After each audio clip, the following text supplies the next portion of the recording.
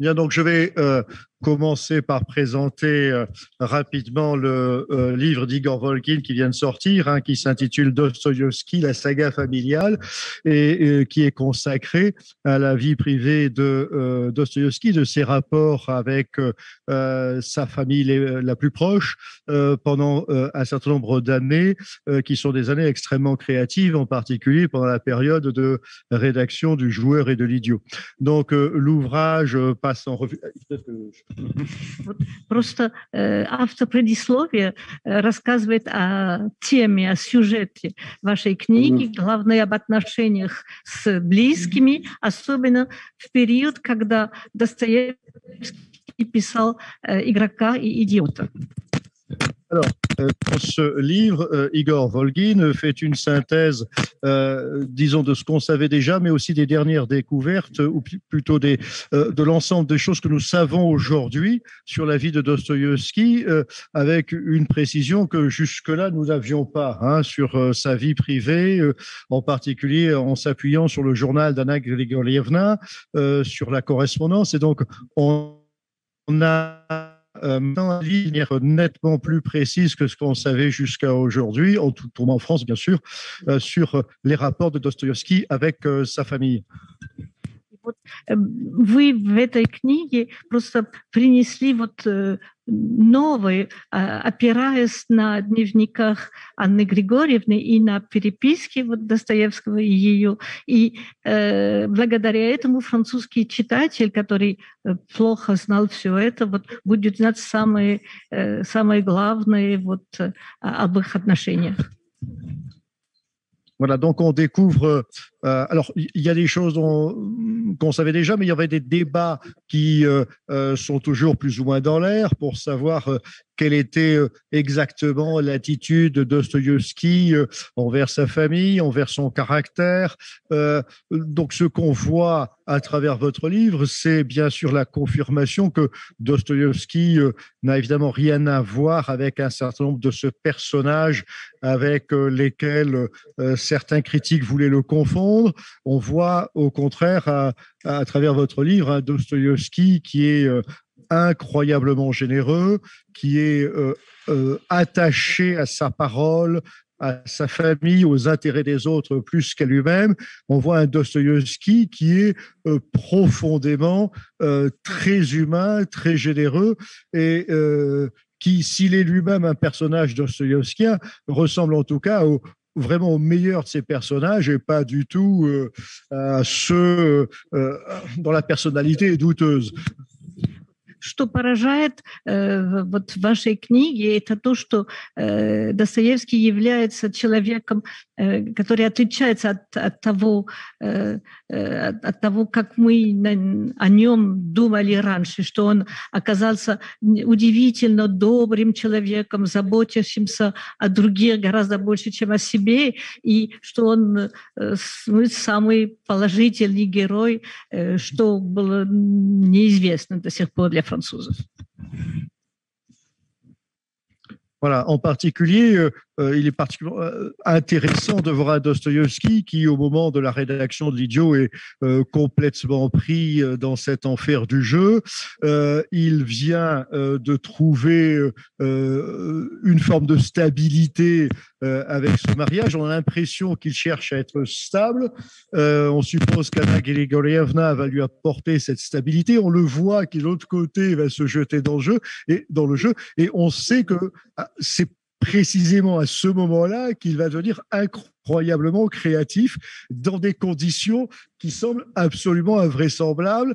Et ce qui est passionnant, c'est de voir à quel point cet homme, dans des situations que personne n'arriverait à gérer, arrive à être un créateur et un poète absolument de génie dans des périodes particulièrement difficiles de sa vie.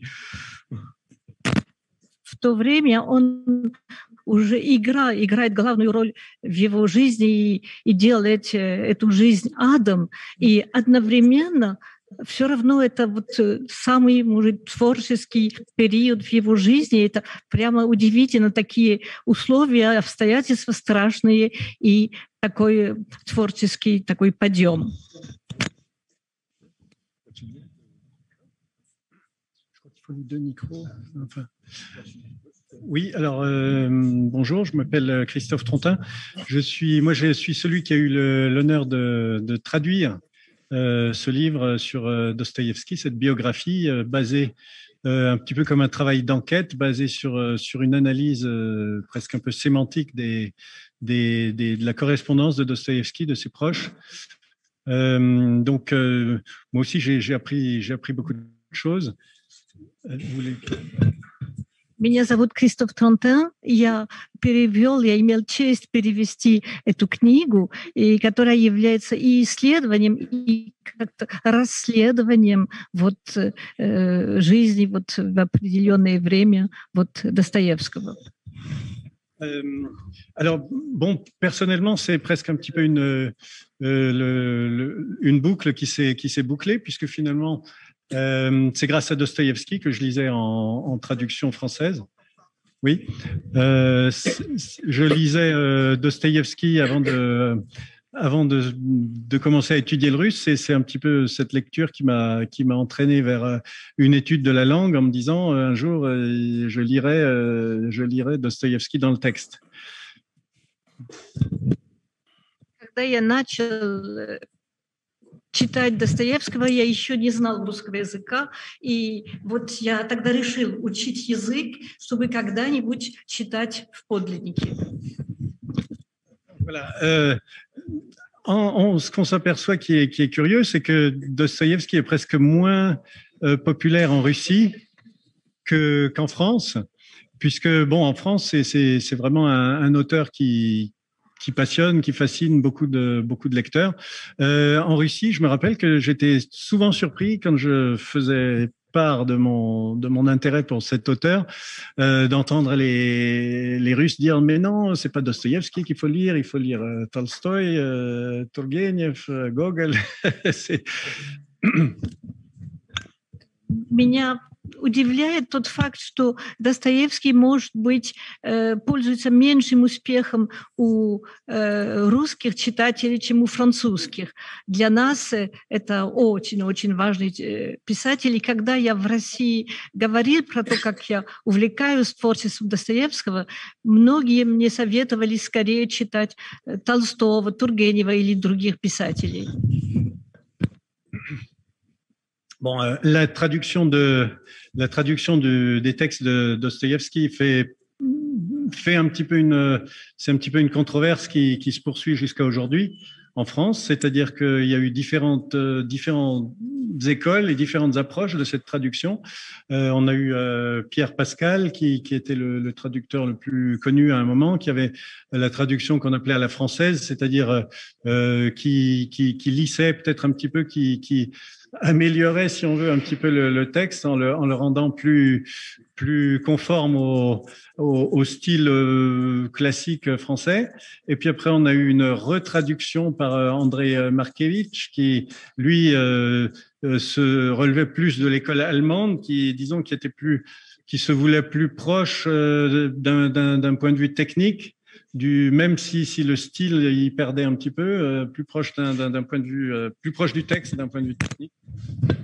Во Франции многие поколения переводчиков обратились к творчеству Достоевского. Был известный очень Пьер Паскаль, один из главных славистов в первой половине XX века, который, может быть, немножко старался улучшить, может быть, чтобы для французов как-то легче как-то читалось, чтобы фразы были не такими сложными.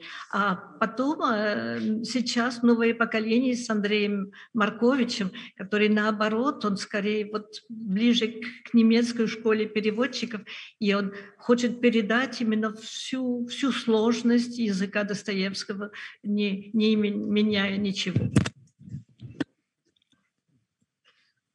Bon, enfin, là, on sort un petit peu du sujet parce que moi, j'ai pas eu la chance de Enfin, disons, mon travail n'était pas de retraduire encore une fois ce qui a déjà été traduit plusieurs fois. Il s'agissait donc de traduire ce livre, Dostoïevski, une saga familiale. Et donc là, on parle d'une langue qui est moderne. Quand on parle du russe moderne, on parle d'une langue qui a été formée par des gens qui étaient francophones. C'est-à-dire, on parle de Tolstoï, on parle de Pouchkine. Ce sont des gens qui ont un petit peu, si on veut, codifié le russe moderne et finalement qui ont adopté beaucoup d'expressions idiomatiques qui proviennent du français, qui les ont adaptées au russe. Donc, on les retrouve. Ваша книга зато написана современным русским языком. Не то, что вот язык классиков XIX века, которые все знали французский и немножко как-то адаптировали русскую речь и некоторые приемы вот черпали из французского языка, некоторые выражения или игры слов. Je vous donne juste un ou deux exemples parce que qui me tiennent à cœur. Par exemple, on dit en russe mettre les points sur les i, поставить точки над i, alors que je pense que tout le monde sait ici que les i russes n'ont pas de points. Mais enfin, l'expression reste. Например, по-русски говорят ставить точки над «и» – это вот перевод французского выражения, а вот в современном азбуке, вот алфавите нету «и» с точкой. Alors, j'ai entendu récemment une version... Oui, j'ai entendu une version très amusante qui me plaît beaucoup de cette expression, qui consiste à dire «подставить точки над «ё». Parce que yo, c'est donc d'une part une lettre de l'alphabet russe qui comporte des points. Donc, comme on dit, des points, les points sur les. Enfin bon. Et puis c'est aussi une lettre qu'affectionnent beaucoup les Russes parce qu'elle accentue et puis elle se retrouve dans beaucoup de mots et d'expressions un petit peu, on va dire, peut-être pas vulgaire, mais un petit peu familier, qui annonce une exclamation, une interjection ou peut-être même un juron. Которые, кажется, сейчас говорят ставить точки над «ё», потому что эта буква «ё», она вообще существует среди русских букв. И, кроме того, часто присутствует в выражениях, ну, иногда слегка вульгарных, но которые как-то выражают как-то восклицание, что-то такое сильное. Je vous donne juste encore un exemple où les Russes ont perfectionné une expression française. On parle en français de trembler comme une feuille, et c'est assez imagé, mais c'est aussi un petit peu vague parce qu'une feuille, il y a des grandes feuilles, des petites feuilles, il y a des feuilles de papier, il y a des feuilles d'arbre. Elles tremblent toutes à leur façon. L'expression russe, c'est дрожать как осенний лист, c'est-à-dire trembler comme une feuille de tremble, c'est-à-dire cet arbre qui a des petites feuilles qui au moindre souffle ont tendance à vibrer, à trembler. Donc ils ont un petit peu perfectionné, rendu beaucoup plus expressive finalement notre expression originale. У нас вот второй пример такой, что по-французски говорят «дрожать как лист», а по-русски говорят «дрожать как ясенний лист», потому что ясень – это такое дерево, которое переводится на французский словом «tremble» как раз. И поэтому получается «tremble». Quand je relis ma traduction, malheureusement, je continue d'y trouver des imperfections et des choses à améliorer. Et c'est un petit peu ça le malheur du traducteur, c'est qu'on est toujours écartelé entre la proximité du texte et puis la construction grammaticale, etc. du texte telle qu'elle est dans sa réalité. Я просто не хочу говорить только вот о сложностях работы переводчика, но иногда, когда я перечитываю вот перевод этой книги, я чувствую, что где-то что-то не так, как я хотел бы, несовершенный перевод, и потому что действительно очень сложно передать точно все, что вы хотели сказать. Disons que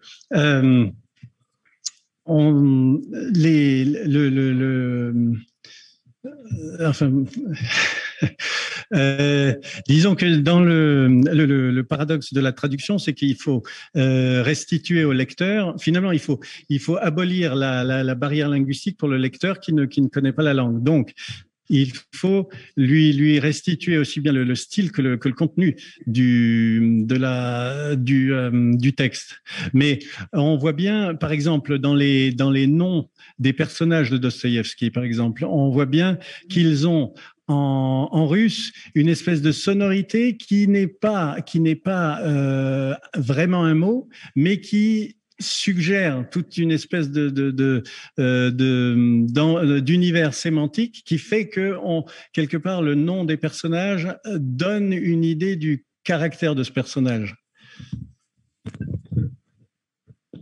Одно из затруднений для меня было в том, что среди вот имен и фамилий персонажей Достоевского есть такие, которые просто передают частично просто смысл и просто характер самого персонажа.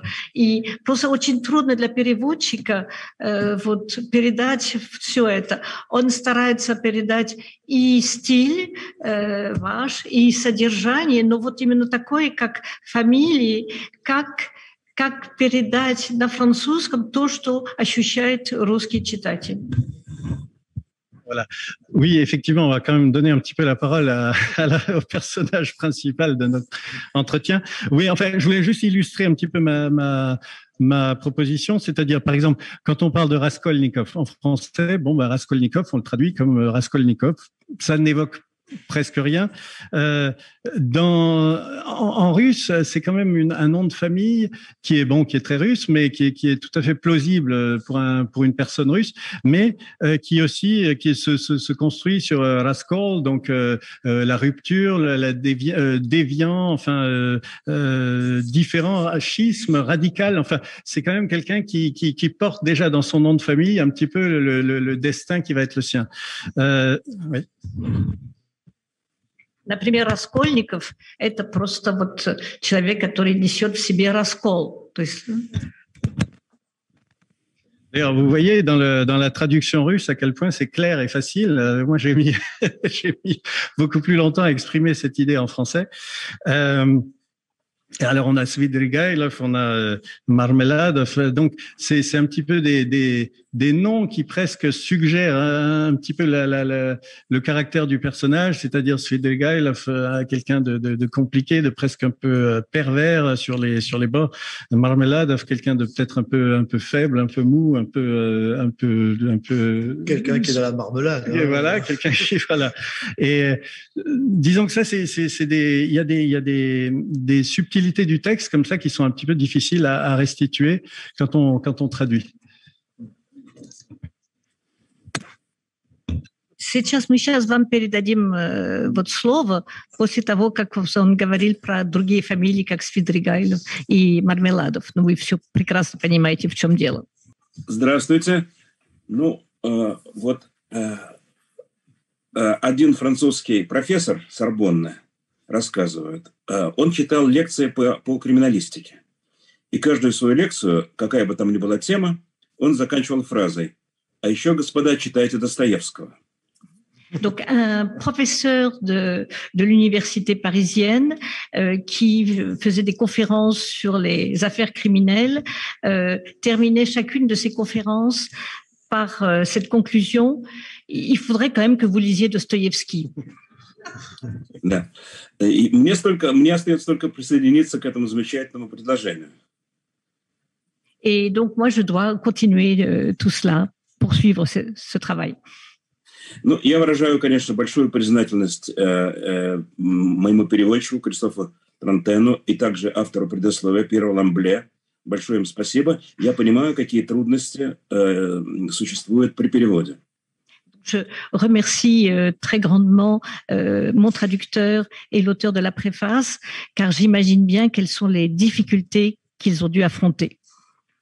Есть такая восточная мудрость, такая пословица восточная, что судить о поэте по переводу – это все равно, что целовать женщину через щедру. Il y a un proverbe oriental qui dit que essayer de dépasser toutes les difficultés de la traduction, c'est comme embrasser une femme à travers tous ses voiles. Вот. Но это относится к поэзии, но я думаю, что к прозе это относится не в меньшей степени. Не в меньшей степени. Перевод – это великое искусство, конечно. Je sais bien que cette phrase concernait la poésie, mais la prose, c'est la même chose. La traduction, c'est un grand art.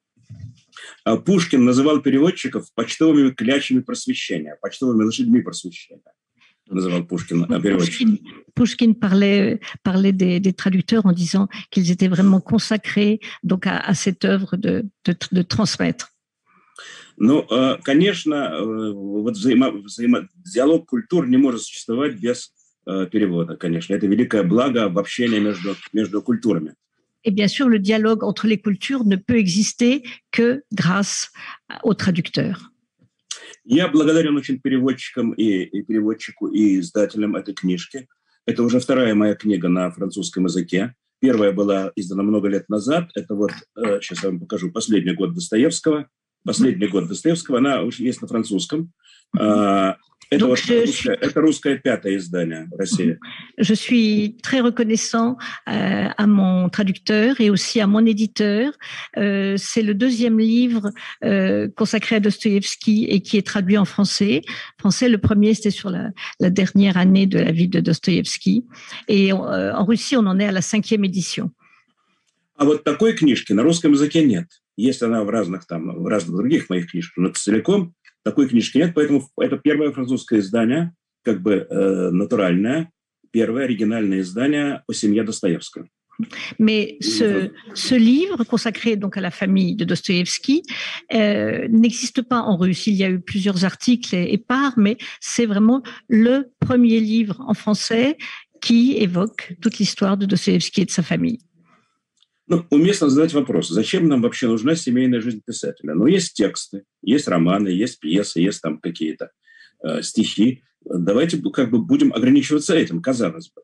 On peut se poser la question, est-ce que c'est vraiment nécessaire de connaître l'histoire de la famille d'un auteur et de ses relations avec sa famille? Parce qu'il y a des textes, il suffit de les lire, de s'en imprégner. Но, с другой стороны, ведь без семейной жизни писателя не существует его творчества, потому что это так важно. Вот, скажем, если бы мы знали, например, семейную жизнь Гомера, я думаю, что это повлияло бы на наше восприятие Илиады и Одиссея. Mais en fait, la vie de famille d'un écrivain, c'est extrêmement important, ça a une influence considérable sur son œuvre.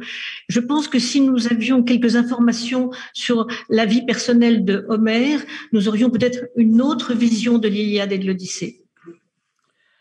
Надо сказать, что ведь в известные периоды у писателя нет никого ближе жены. У Пушкина, у Толстого до известного момента, у Достоевского нет никого ближе жены. И надо сказать, что... Ну, сейчас, да, пожалуйста. Je pense que pour des écrivains, il n'y a aucune personne plus proche que son épouse. Je crois que c'est valable pour Pushkin, pour Tolstoï, ça a été vraiment démontré, et pour Dostoïevski. Есть такая политическая фраза, лежащая Евтушенко, поэта Евгения Евтушенко, что поэт в России больше, чем поэт. А я одну из своих работ назвал так: «Жена в России больше, чем жена». Vous connaissez peut-être cette phrase du poète Evgeny Yevtushenko qui disait qu'en Russie, un poète était plus qu'un poète. Et moi, j'ai tendance à le paraphraser en disant qu'en Russie, une épouse, c'est plus qu'une simple épouse. Дело в том, что ведь недаром Достоевский посвящает свой последний роман «Братья Карамазовы», он посвящает жене. Ce n'est pas Анне un hasard Григорьевне. si Dostoïevski a dédié son dernier roman, Les Frères Karamazov, à son épouse Anna Grigorievna. Вообще, надо сказать, что семейная история Достоевского это как бы совпадает в какой-то степени с историей России. Вот мы недавно выпустили огромную книжку, больше 1000 страниц, «Хроника рода Достоевского». И мы там прослеживаем его семейные, родовые связи, начиная с XVI века, с XV даже века. Il y a quelque temps, nous avons publié un gros livre sur l'histoire de la lignée des Dostoïevski à partir du XVIe siècle. Et donc, c'est un livre important. Ну, и надо сказать, что, скажем, первая жена Достоевского, Мария Дмитриевна Исаева, на которой он женился после каторги в Семипалатинске, это был бурный роман, что она наполовину француженка. Тут французская как бы кровь присутствует в семейной жизни Достоевского. Il faut dire qu'il y a un petit peu de sang français dans l'histoire de la famille de Dostoïevski. Anna Grigorievna était sa deuxième épouse. Sa première, il l'avait épousée après sa sortie du bagne à Semipalatinsk. Anna Isaevna, elle était d'origine française. Первая жена Достоевского, первая, Мария Дмитриевна Исаева, да. Да. Так что здесь вот еще такая связь с Францией. Вот. И надо сказать, что, конечно, если брать историю двух браков Достоевского, я беру сейчас только эту часть семейной жизни, то они оба драматические, наполненные событиями, катастрофами, взлетами, падениями. И это как бы отдельный роман. Отдельная история браков Достоевского, это могло составить отдельный роман о его жизни. Si on prend par exemple l'histoire des deux frères Dostoïevski, c'est déjà en soi-même un roman particulier fait de chutes et de montées extraordinaires vers la gloire. Правда, тут есть некоторые документальные провалы. Например, исчезла вся переписка практически Достоевского с первой женой, с Марией Дмитриевной Исаевой, вот с полуфранцуженкой. Она исчезла, эта переписка. Malheureusement, la correspondance entre Dostoïevski et sa première épouse, Maria Asisaeva, a disparu.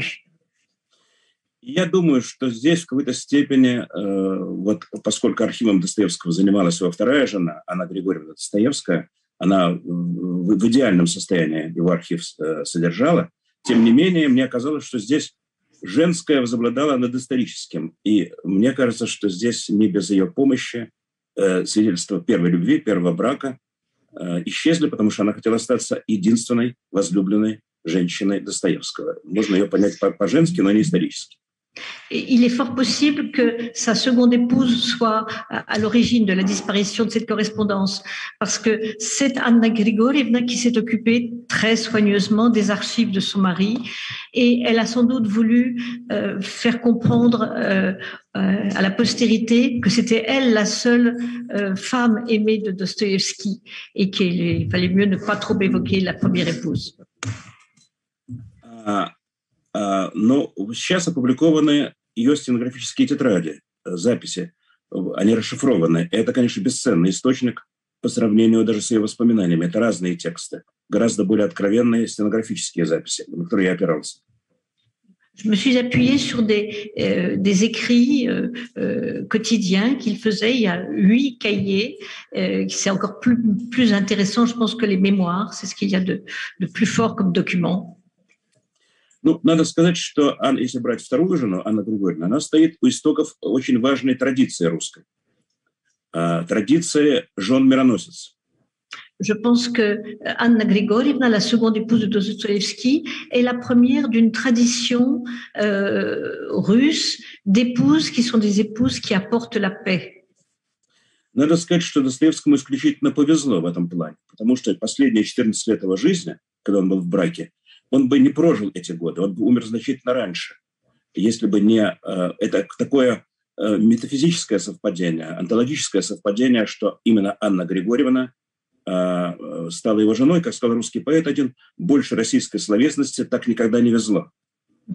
Je pense que Dostoïevski a eu énormément de chance de rencontrer Anna Grigorievna et de l'épouser. Il a vécu 14 ans avec elle avant de mourir. Il serait certainement mort plus tôt si elle n'avait pas été là. C'était une femme exceptionnelle.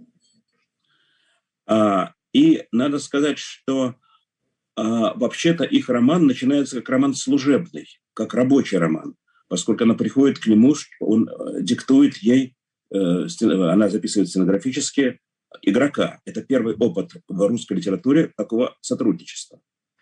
En fait, au départ, c'est un roman qui commence dans le travail. C'est comme on trouve des romans entre employés de bureau, épouses, et des femmes et des hommes qui se rencontrent dans le cadre de leur bureau. Il se trouve que elle avait appris la sténo et que Dostoïevski lui a dicté en moins d'un mois le texte du roman Le Joueur et pour qu'il puisse être publié à temps. И надо сказать, что вообще-то она признается в своих дневниках, что ни один человек при знакомстве не производил на нее такого тяжелого впечатления, как Достоевский. Et Anna Grigorievna a écrit dans un de ses journaux intimes qu'aucun homme jusque-là n'avait produit sur elle une impression aussi lourde, aussi pesante que Dostoïevski. И тут я позволю себе сказать об одном открытии, которое я сделал, работая вот над этой книгой и над другими книгами, касающиеся брака Достоевского.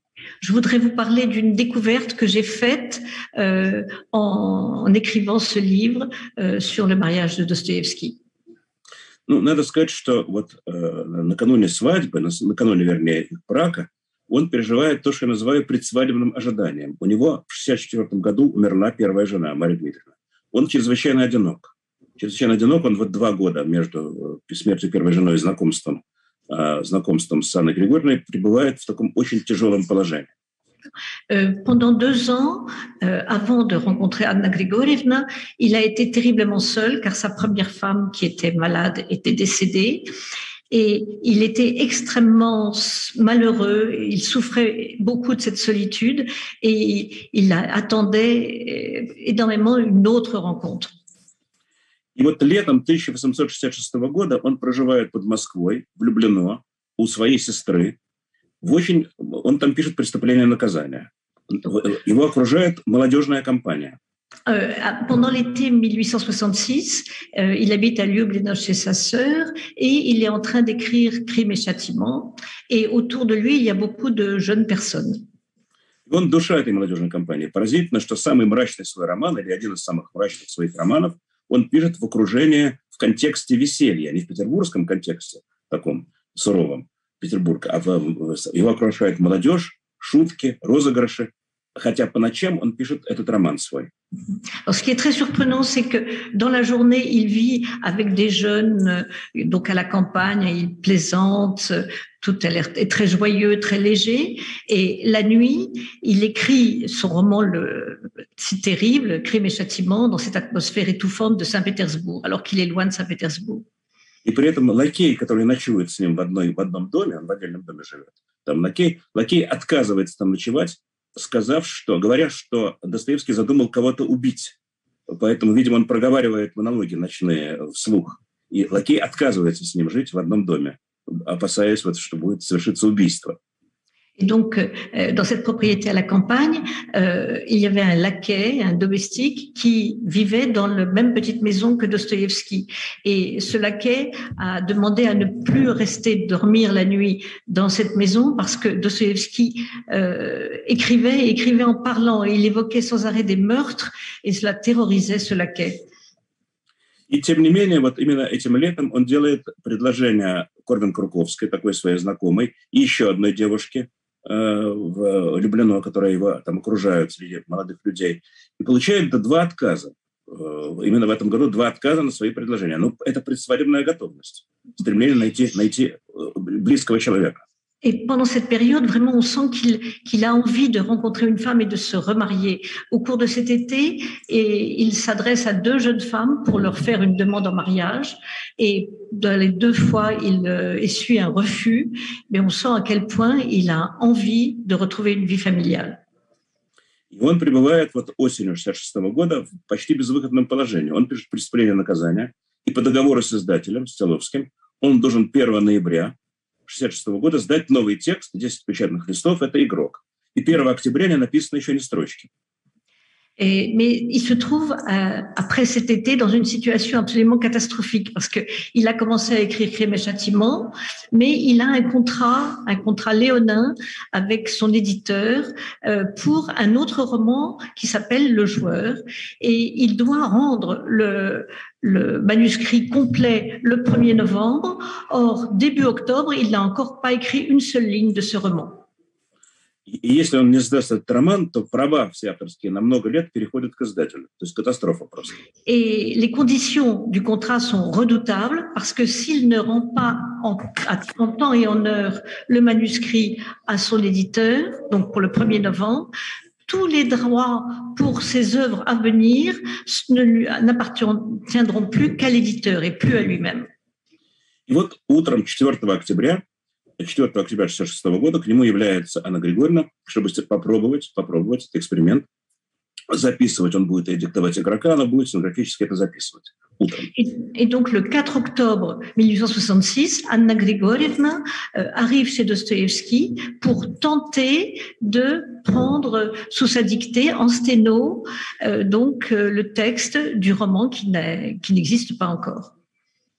Он чрезвычайно рассеян, он не может никак как-то прийти в рабочую форму.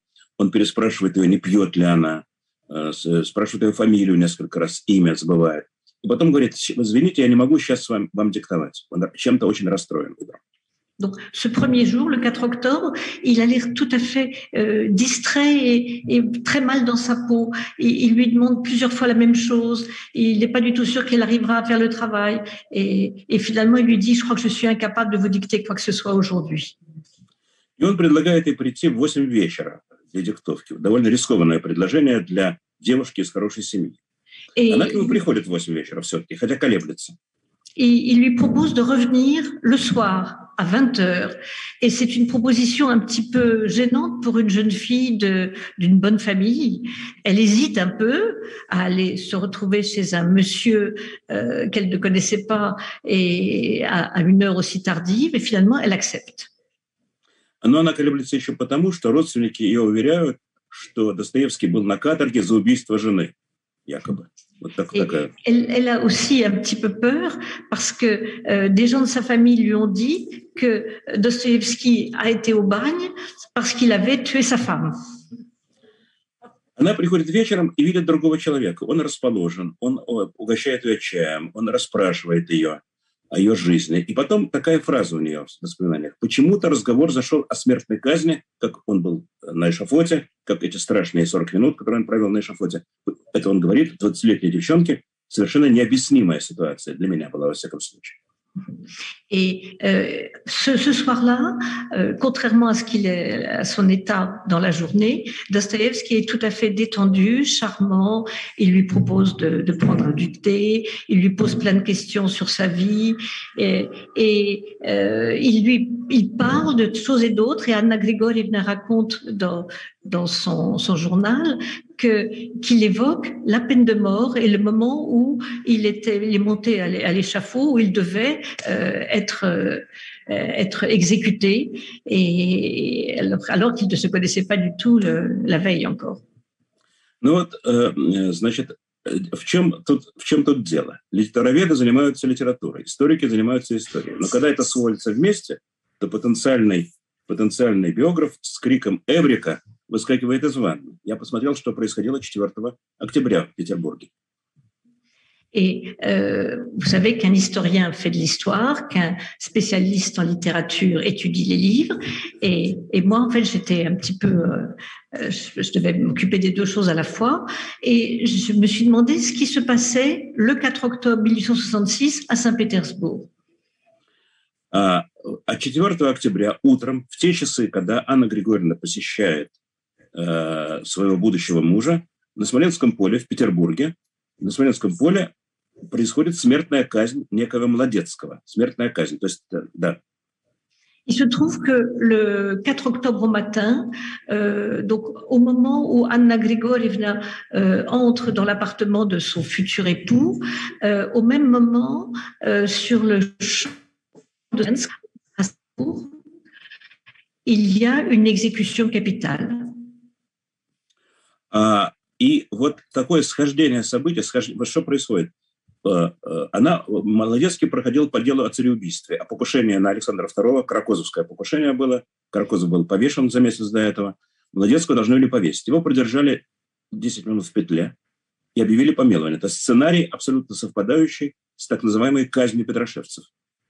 Il se trouve que le condamné avait été condamné à mort parce qu'il avait participé à une tentative d'assassinat contre le tsar Alexandre II.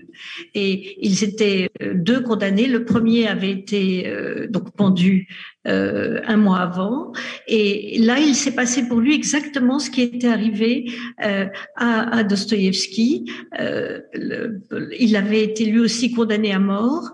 Et au moment précis où le bourreau allait mettre la boucle de la corde autour de son cou, est arrivé un cavalier annonçant que le tsar le graciait. То есть решающее событие в жизни Достоевского, его встреча с Анной Григорьевной, проходит под кровавым знаком русской истории. Под кровавым знаком русской истории. Хотя она об этом не говорит ни слова, нигде. Donc cette première rencontre entre Anna Grigorievna et son futur mari se passe un peu sous l'influence de l'histoire sanglante de la Russie. Ну, так же, как она ни слова не говорит, вот у меня было еще одно открытие в другой книге, описанное в последнем годе Достоевского. Оказывается, что квартира, где умирал Достоевский в 1981 году, за стеной у него находилась явочная квартира террористической организации «Народная воля». И там жил один из цареубийц, Баранников. То есть его смерть тоже прошла под знаком русской истории. То есть такие странные сближения, как сказал бы Пушкин, которые не были известны нам. J'ai fait une autre découverte concernant la mort de Dostoïevski, qui est aussi étrange. Dans l'appartement voisin, mitoyen de celui où il est mort en 1881, était occupé par des terroristes, et des terroristes qui, en 1881, justement, ont assassiné le tsar Alexandre II. Et donc, vraiment, la vie de Dostoïevski est marqué jusque dans sa mort par le signe de l'histoire de la Russie.